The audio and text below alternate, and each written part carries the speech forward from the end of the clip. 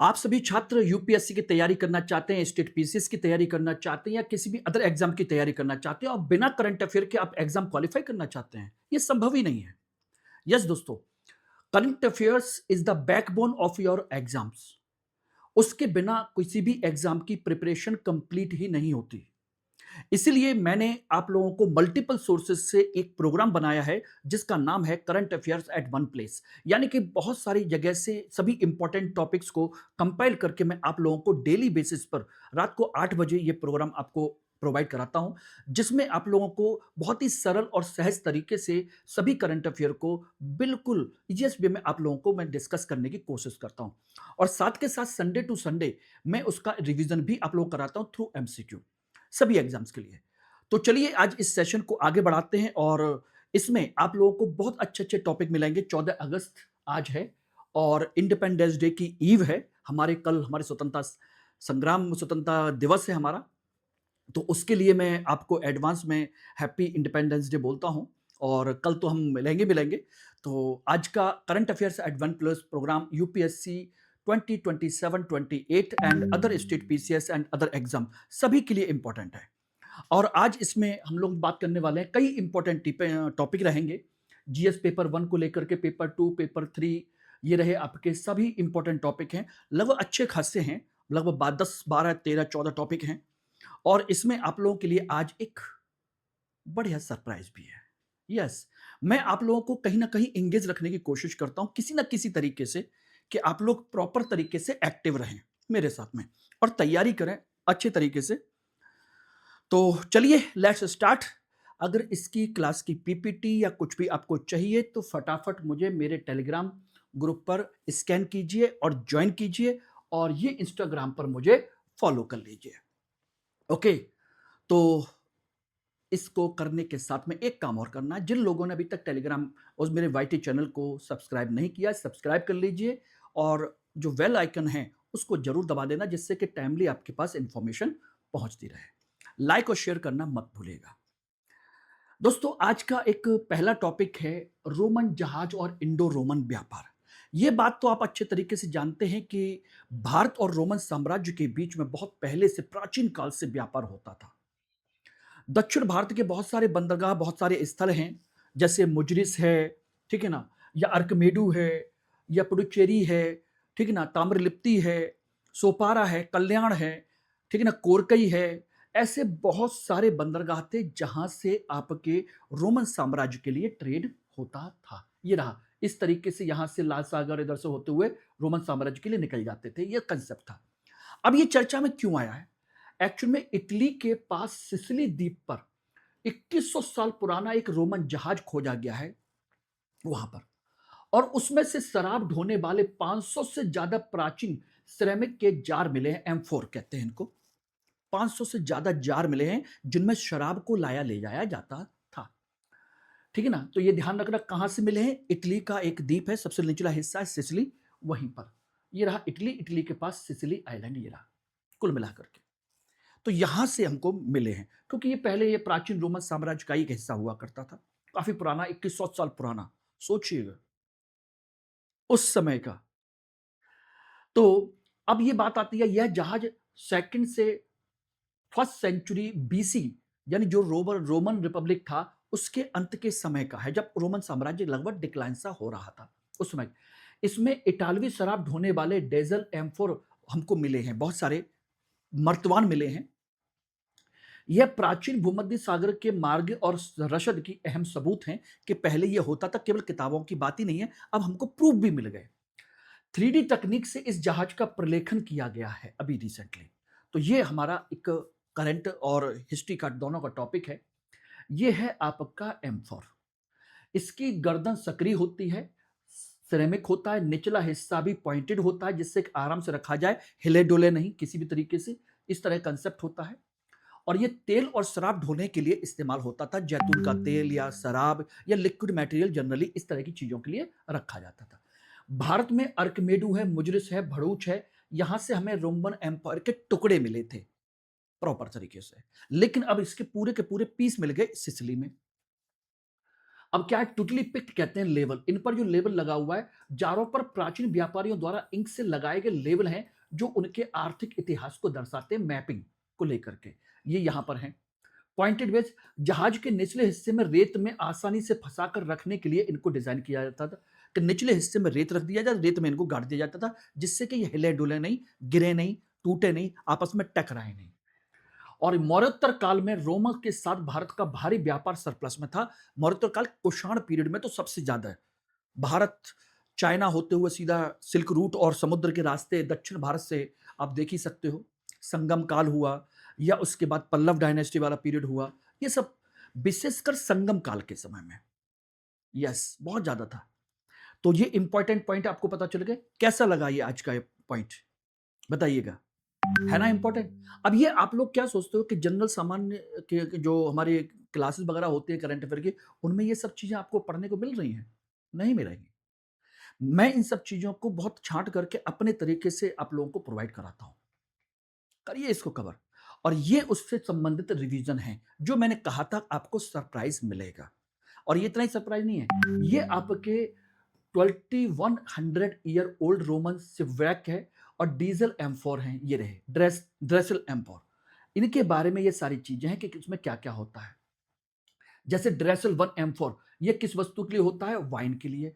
ड्रेसल 20 एम्फोर किसके लिए होता है? ये ऑलिव ऑयल के लिए। ये भी अंतर है दोनों में। टुटली पिक्टी क्या है? ये एम्फोरा पर लिखे गए मानचित्र, लिखे गए चित्र और प्राचीन लेवल हैं ये रहे। एम्फोरा के अध्ययन से किसका पता लगाया जा सकता है? प्राचीन रोमन और सप्लाई चेन का। ये रहे। तो इस तरीके से रिवीजन आपका यहां से होता है, और ये रिवीजन बहुत जरूरी होता है दोस्तों। इस रिवीजन के बिना आप कुछ नहीं कर सकते, और इससे मैंने आपको बहुत आसान कर दिया है चीजें को। लेकिन इसकी वजह से मुझे कुछ बच्चों की शिकायतें आ रही थी कि सर इस रिवीजन की वजह से बहुत सारे बच्चे अब वीडियो नहीं देखते हैं, वो सुनते नहीं है, वो सोचते हैं कि अरे यार क्या करना है, लास्ट में रिवीजन कर लेंगे, क्या करना है, पीपीटी मिल जाएगी, रिवीजन कर लेंगे, काम हो जाएगा। तो मैंने सोचा कि क्यों ना इसको बंद कर दिया जाए। क्यों भाई, रिवीजन देना बंद कर दिया जाए, और इसको रिवीजन को हम एक काम करें, क्यों ना 15 दिन में, सप्ताह में, या 30 दिन में, महीने के लास्ट में एक रिवीजन के तौर पर दिया जाए, जिससे आप लोग रिकॉल कर सको कौन सा ऑप्शन सही है, सप्ताह वाला, 15 दिन वाला, या आपके 30 दिन वाला।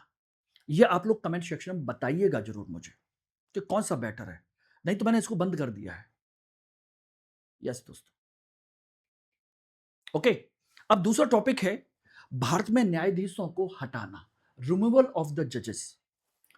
अब ये कंडीशन क्या है कि अभी आपने देखा होगा कि हमारे एक जज थे जिनके घर पर बहुत सारे नोट मिले थे, जले हुए नोट मिले थे, और उनको हटाया नहीं गया था, लेकिन बाद में जाकर के उनके एविडेंस जुटाए गए और कंडीशन ये हुई कि उनको हटाने की प्रक्रिया अब शुरू हुई है। मतलब इस तरह की, नाम तो सुना ही होगा, यशवंत वर्मा के खिलाफ अघोषित नकदी मामले में सभी आरोप साबित पाए गए हैं।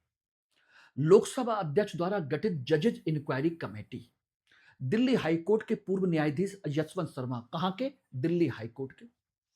उन्होंने ये देखा कि यशवंत शर्मा के खिलाफ जो आरोप लगाए गए हैं वो बिल्कुल सही हैं।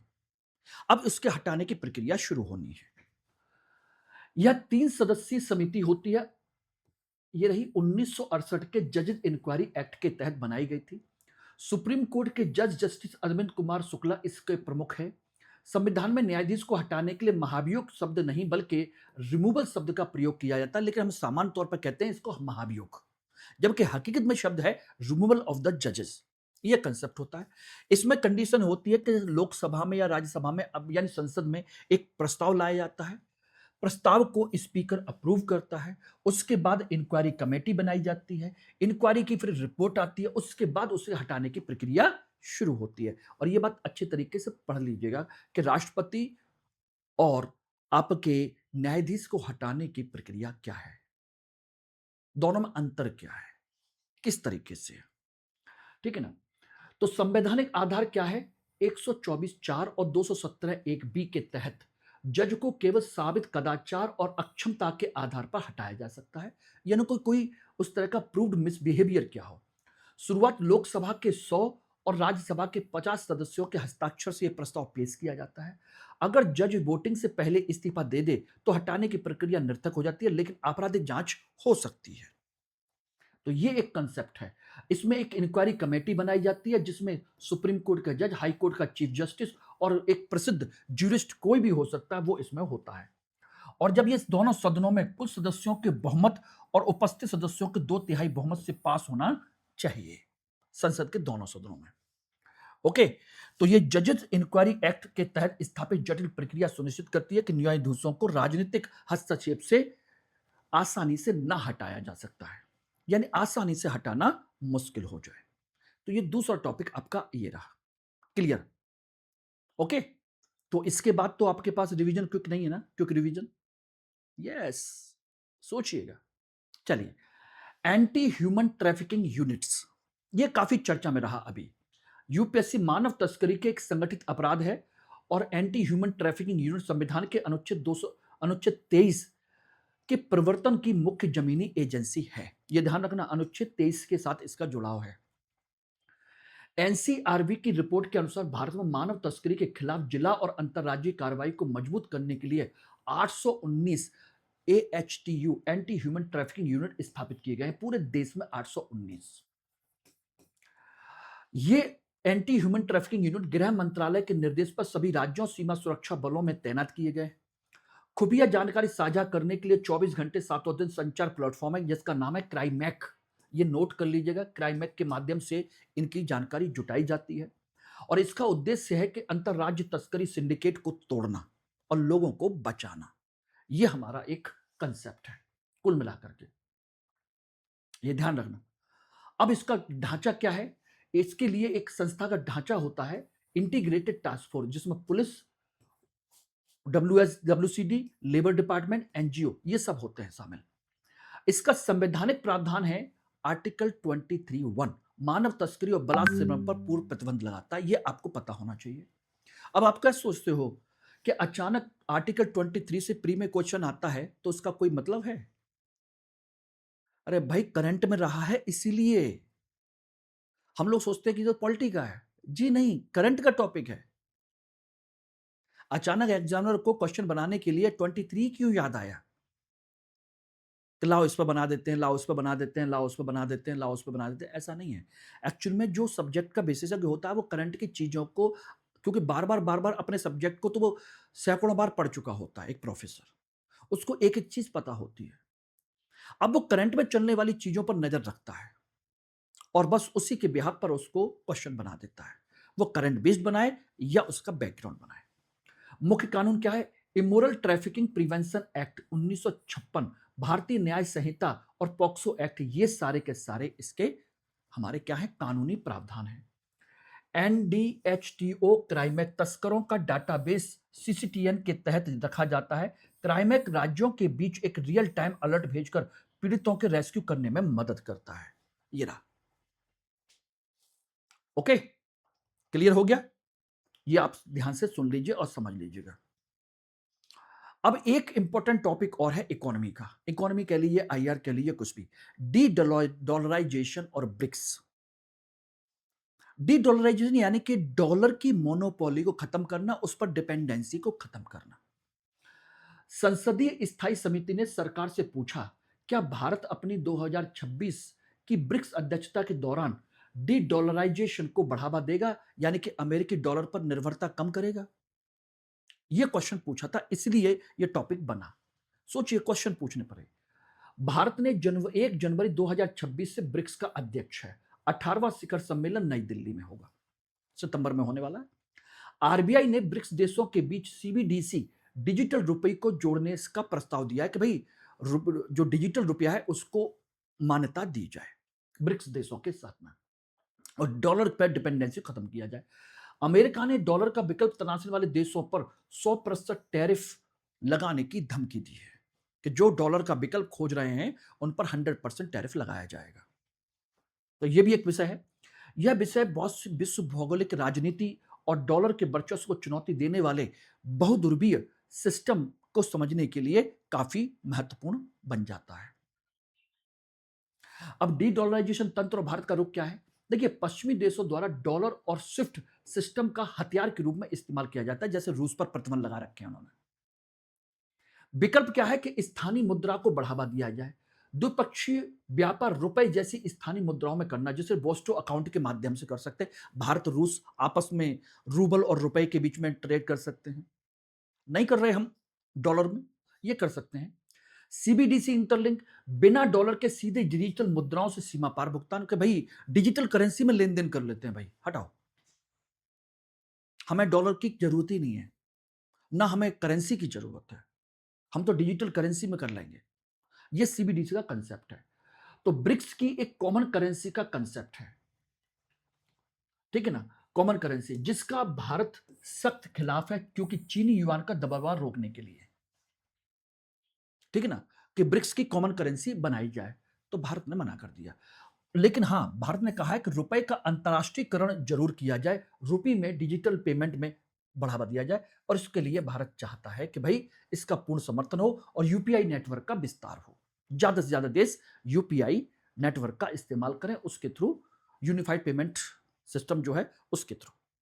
तो ये एक कंसेप्ट है। ओके, चलिए, अगला है कंटेनर निर्माण सहायता योजना, कंटेनर मैन्युफैक्चरिंग असिस्टेंट स्कीम। ये रही। अब ये भी इकोनॉमी इंफ्रास्ट्रक्चर से जुड़ा हुआ है। केंद्र सरकार ने 2026-27 के बजट में घरेलू शिपिंग कंटेनर निर्माण इकोसिस्टम को बढ़ावा देने के लिए 10,000 करोड़ रुपए की CMAS योजना को प्रस्तावित किया है। यस, 10,000 करोड़ रुपए की।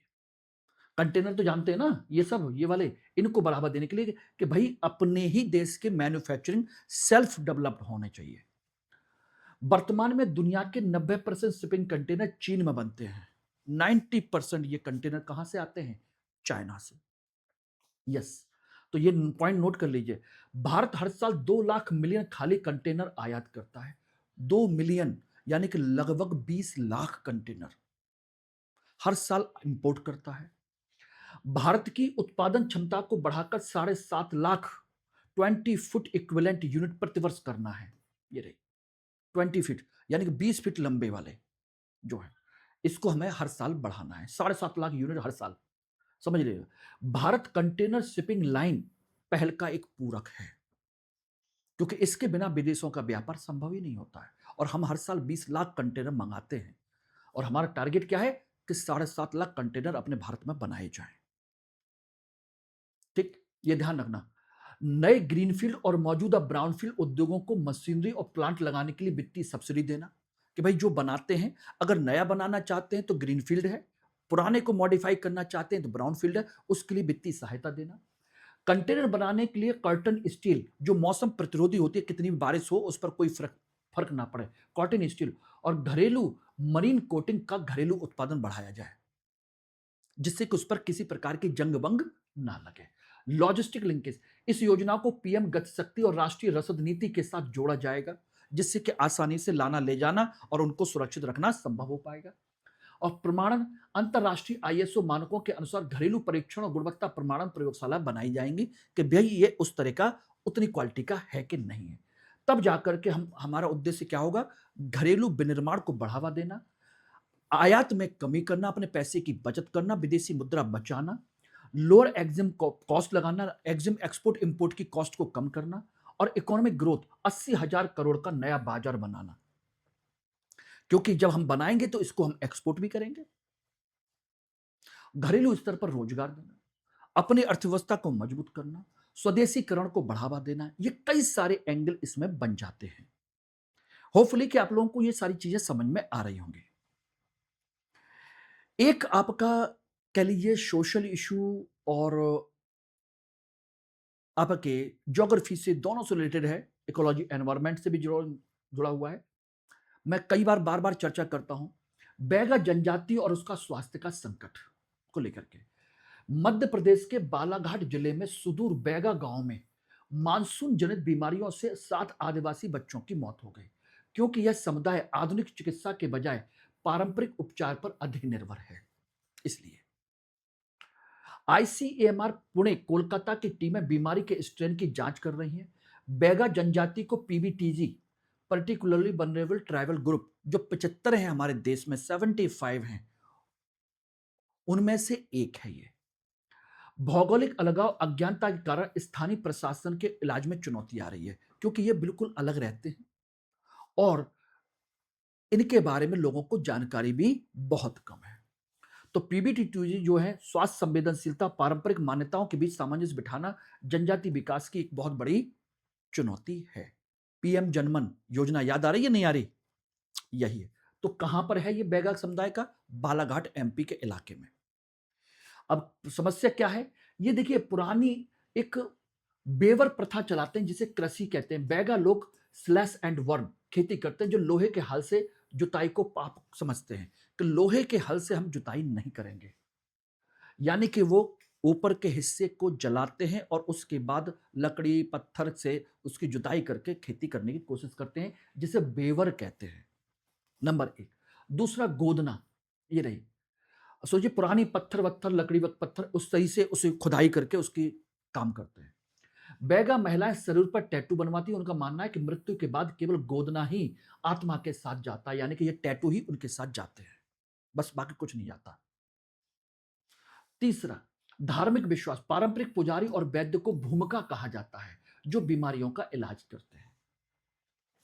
और 2015 में एमपी के बैगा समुदाय को फॉरेस्ट राइट एक्ट 2006 के तहत पर्यावास अधिकार प्राप्त करने वाला भारत का पहला आदिवासी समूह बनने का गौरव प्राप्त हुआ है, जिन्हें अंदर के हिस्से में रहने का अधिकार है। ये बात मैं पहले भी आपको बता चुका हूं कि जंगल के कोर इलाके में इनको रहने का अधिकार है। ओके, तो ये पीबीटीजी के मानक समूह है, मानक मान्यता है, ये मैं 10 बार आपको बता चुका हूं कुल मिलाकर के। अब एक है टिपिकल इकोलॉजी एनवायरनमेंट का, बिनसर अभयारण्य में बंगाल टाइगर। पहली बात तो ये आई है कि बिनसर अभयारण्य है कहां? उत्तराखंड के अल्मोड़ा जिले में बिनसर वन्यजीव अभयारण्य के अंदर 8000 फीट की ऊंचाई पर एक बंगाल टाइगर देखा गया, जो कि आसान नहीं होता। बिल्कुल 8000 फीट की ऊंचाई पर इतनी अधिक ऊंचाई पर बाघ का दिखना एक दुर्लभ घटना है। वन विभाग ने ट्रैकिंग के लिए क्विक रेस्पॉन्स टीम और कैमरा ट्रैप लगाए हैं। यह देखा जा रहा है कि बाघ यहां का स्थायी घर बना रहा है या इसे ट्रांजिट कॉरिडोर के रूप में इस्तेमाल कर रहा है, या कहीं से आया हुआ है या कहीं आने जाने की कोशिश कर रहा है। यह कंसेप्ट है। कहां पर है बिनसर वन्यजीव अभयारण्य? अल्मोड़ा में। कंडीशन यह है कि बिनसर अभयारण्य जो है लघु हिमालय में स्थित है। इसकी सबसे ऊंची चोटी है झंडीधार, 0 पॉइंट कहते हैं इसको। जल स्रोत इसके जंगल के मध्य हिमालय के वाटरशेड के रूप में काम करती है, जो कोसी और सरयू नदियों का रिचार्ज करते हैं वाटरशेड। जैव विविधता यहां तेंदुआ पाया जाता है, हिमालयन मोलन पाए जाते हैं, जो पक्षी है ये उस क्षेत्र का सबसे महत्वपूर्ण पक्षी है, मोनल। ये रहा क्लियर। और बाघों को ऊंचाई पर जाना उनके बदलते अनुकूलन को दर्शाता है कि भाई अब ये पहले तो नीचे स्तर पर रहता था, अब ये धीरे धीरे ऊपरी हाई इलाकों में जा रहा है, जो उनके अनुकूलन की दिशा को बता रहा है। क्या ये संभव है? लेकिन ऐसा दिख रहा है धीरे धीरे धीरे। जलवायु प्रेरित आवास बदलाव को दिखाती है कि एनवायरमेंट सेंट्रिक जो हमारा हैबिटेट है उसको चेंज करना पड़ रहा है और वो एडॉप्ट कर रहे हैं उस चीज को। और स्पेशल इकोनॉमिक जोन में गिरावट, ये मैं ऑलरेडी कल आपको बता चुका हूं, तो इसकी कोई प्रॉब्लम है नहीं, कल मैंने आपको बताया ही था। ट्रिब्यूनल रिफॉर्म्स, ये भी कल मैंने आपको बता दिया था। ये रहे। अब एक वन आपका वर्ड एलिफेंट, ये भी मैंने आपको डिस्कस कर दिया था।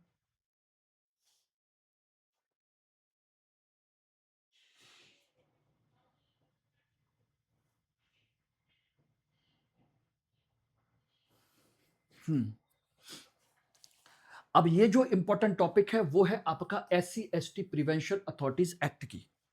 ये रहा प्रिवेंशन ऑफ एट्रोसिटीज एक्ट, ये इंपॉर्टेंट है, ये आपको पढ़ना है। देखिए, वो 2 टॉपिक ऑलरेडी कर दिए थे, तो इसलिए इसमें मैंने उनको डिस्कस नहीं किया है, तो ध्यान रखिएगा। सामाजिक न्याय मंत्रालय की टास्क फोर्स ने नियमों और संरचनात्मक बदलाव और मुआवजे को महंगाई के अनुरूप बढ़ाने की सिफारिश की है कि भाई लगातार महंगाई बढ़ रही है, लेकिन मुआवजा आप सेम उतना ही देते हो जितना 10 साल पहले देते थे। ऐसा कैसे? इसीलिए टास्क फोर्स ने पीड़ितों के मुआवजे को मुद्रास्फीति से जोड़ने का बदलाव दिया है, जिसका अंतिम बदलाव 2016 में हुआ था। तब से लेकर के 10 साल हो गए, अभी तक नहीं हुआ। और 10 साल में महंगाई कितनी बढ़ चुकी है, ये आप समझते हो। राज्यों में विशेष राहत और पुनर्वास सेल बनाने का प्रस्ताव दिया है। एफआईआर दर्ज होने के 24 घंटे के भीतर उच्च अधिकारियों को सूचित करना अनिवार्य करने की बात की गई है एससी एसटी के एक्ट के संदर्भ में। और एनसीएसटी ने काउंटर एफआईआर के दुरुपयोग और आदिवासी भूमि अलगाव से रोकने के लिए संशोधन मांगे हैं। ओके, तो ये है, ये वही एससी एसटी एक्ट है जिसमें किसी भी व्यक्ति पर लगा करके उसको बंद किया जा सकता है। इसमें सच और झूठ दोनों तरह की चीजें होती हैं। लेकिन हाँ, इतना जरूर है कि इसकी वजह से आदिवासी या निम्न जाति के जो लोग हैं उनका बचाव ज्यादा होता है और उसका दुरुपयोग भी होता है, इसमें कोई शक नहीं है। जैसे जैसे चीजें बढ़ रही हैं उस तरीके से लोग थोड़े अवेयर होकर के इसका मिसयूज भी कर रहे हैं, ये भी सच्चाई है। लेकिन फिर भी इसका सही उपयोग कम है और दुरुपयोग ज्यादा है, ये समझ लेना कहीं ना कहीं। अब बात आती है कि इस POA act, prevention of atrocities act 89 के मुख्य वैधानिक प्रावधान क्या है। यह कानून जो है जातिगत हिंसा और संस्थागत अपमान के अत्याचार को मानता है कि भाई किसी को जाति के नाम से बुला रहे हो, जाति के नाम पर कुछ कह रहे हो, उसके। इसका सेक्शन 18 अभियुक्तों को अग्रिम जमानत का अधिकार नहीं देता। आपको इसमें जाना ही जाना है, यानी कि आप पहले बेल नहीं ले सकते। संविधान के अनुच्छेद 15 भेदभाव निषेध और 15 आर्टिकल 17 को लागू करता है। एनसीएससी और एनसीएसटी के पास दीवानी न्यायालय की शक्तियां हैं, पर सिफारिशें केवल सलाहकार की हैं, यह समझ लेना। सुप्रीम कोर्ट का निर्देश है 2018 पर एक एफआईआर के लिए प्रारंभिक जांच अनिवार्य है, गिरफ्तारी से पूर्व अनुमति आवश्यक है। ठीक है ना, 2018 के संशोधन के बाद प्रारंभिक जांच की बाध्यता समाप्त हो गई और गिरफ्तारी के लिए पूर्व अनुमति की आवश्यकता नहीं है। अब कभी भी गिरफ्तार किया जा सकता है, बाद में देखेंगे जो कुछ भी होगा। और एक आपके प्रोफेसर दीपक धर हैं, जिनके बारे में मैंने कल आपको बताया था, अगर याद हो तो।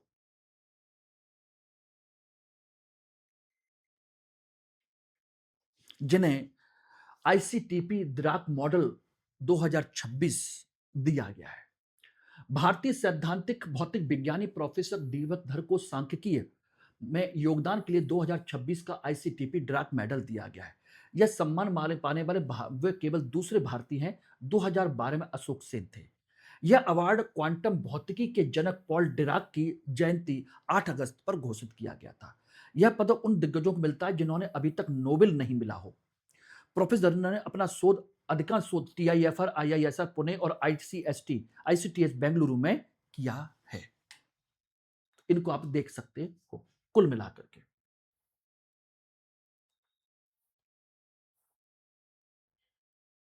ओके, तो ये बात क्लियर हो गई सभी लोगों को। और एक टॉपिक आपका ये रहा, यूपीआई पर लेन देन पर एक मौका। ये मैंने कल आपको डिस्कस किया था कि भाई मिनिमम चार्ज आपको देना पड़ेगा। ये कल मैंने आपको डिस्कस किया था। मुझे लगता है कल वाले कुछ टॉपिक इसमें ऐड हो गए गलती से, लेकिन कोई नहीं, करेंगे। लेकिन आप लोगों के लिए कुछ सरप्राइज तो रहेगा, उसको जरूर देखिएगा, ठीक है ना। वो सरप्राइज आपको बाद में मिलेगा। और वो सरप्राइज क्या है, जो मैंने कहा था कि मैं क्विक रिवीजन आपको नहीं दूंगा, लेकिन इसके बाकी बचे हुए टॉपिक के क्विक रिवीजन आपको टेलीग्राम ग्रुप में मिलेंगे। लेकिन वो तब जब आप सभी लोग टेलीग्राम ग्रुप में आकर के मुझे बताओगे कि हमको ये चाहिए, और कमेंट सेक्शन में डिस्कस करोगे, बताओगे तो। अदरवाइज एक दो लोगों ने कहा तो मैं नहीं देने वाला। मैं इतनी मेहनत क्यों करूं? अगर कमेंट सेक्शन में आकर के आप बोलते हो, बताते हो कि हमें ये चाहिए, और कम से कम 20 25 30 40 लोग बोलोगे तो जाकर के, अन्यथा नहीं। 2 4 5 लोगों के लिए मैं इतनी मेहनत नहीं करने वाला। फिर तो आराम से पढ़िए ना इतना। Thank you very much. और आप सभी लोगों को हैप्पी इंडिपेंडेंस डे। जय हिंद। कल के लिए